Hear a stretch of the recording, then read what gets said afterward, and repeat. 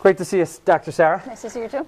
So you recently joined the AlignLife team, and we've wanted to bring you on this team, whether you knew that or not, because of your background with pediatrics and kind of your specialty. We share our passion for specific chiropractic, Gonstead chiropractic.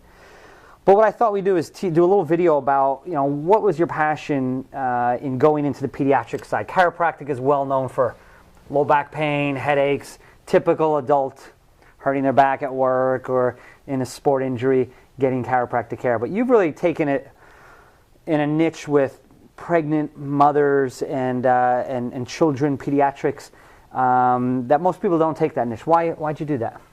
I think it all started, I love children, so it was just natural for me to actually start seeing children. And I love seeing the pregnant moms and knowing that there's potential with chiropractic care to actually have a faster, easier labor when they're getting adjusted. And how do you expose that to people? Because I know pregnant mothers are not usually open to chiropractic or known that chiropractic can help them. And then adjusting their children is a whole nother level of education that the average person may not even be aware of. How do you go about opening that up to people? Is it just educating people in the public, or? I first started my practice was when women that weren't pregnant but were thinking about getting pregnant, I would talk about how safe chiropractic is while they're actually going to be pregnant, and then I'd also educate them on, once you have the baby, you can get the baby adjusted right away. Getting out in the community, joining community networks where it's local midwives, doulas, and other practitioners where that's who they are seeing, and I'd go to them and I'd educate them on chiropractic and pediatrics.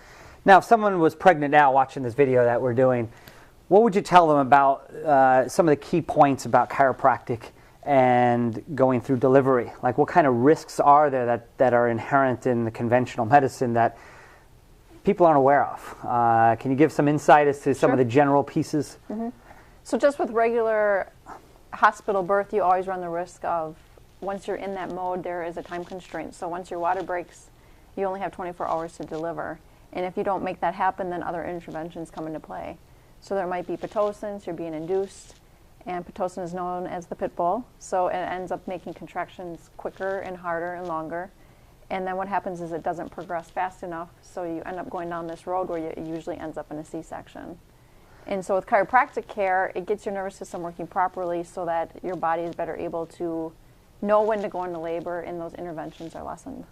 So just speeding up the process of labor mechanically, chemically, versus naturally isn't what it's made out to be in some instances. It actually drives excess innovation, excess medications, and in fact more risk because now you're doing more invasive surgery, right? Correct. And the end result, if it ends up in a C-section, then you have problems with the mom's milk coming in. It doesn't come in as soon.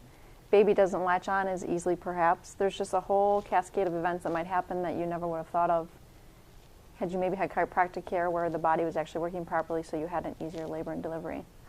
Now, we had our children, both children were from first contraction to delivery was under 5 hours. Next day was fine. Delana went and, drove around, did different things. It was just a day that we celebrated, and we went on to life as it should be. Mm-hmm. Do you find with your experience that patients' deliveries on an average overall were significantly different than the conventional way? Much different. So a nice vaginal birth where there's no interventions, like you said, moms can pretty much do something the next day. When with C-sections, it takes days to weeks before they're actually able to recover. Yeah. And there's a lot more with Pitocin, a lot more swelling. There's just a lot more side effects when you have interventions at the hospital. Now, I thought that a C-section was, before I became educated, that it was kind of like a bread box. They open up here, baby, they grab, baby comes out perfectly. But the reality is they'll do an incision and they have to go back down and grab the baby and pull it upward. And the trauma of a C-section is pretty extensive in some cases, right? It's not a simple open and remove the child.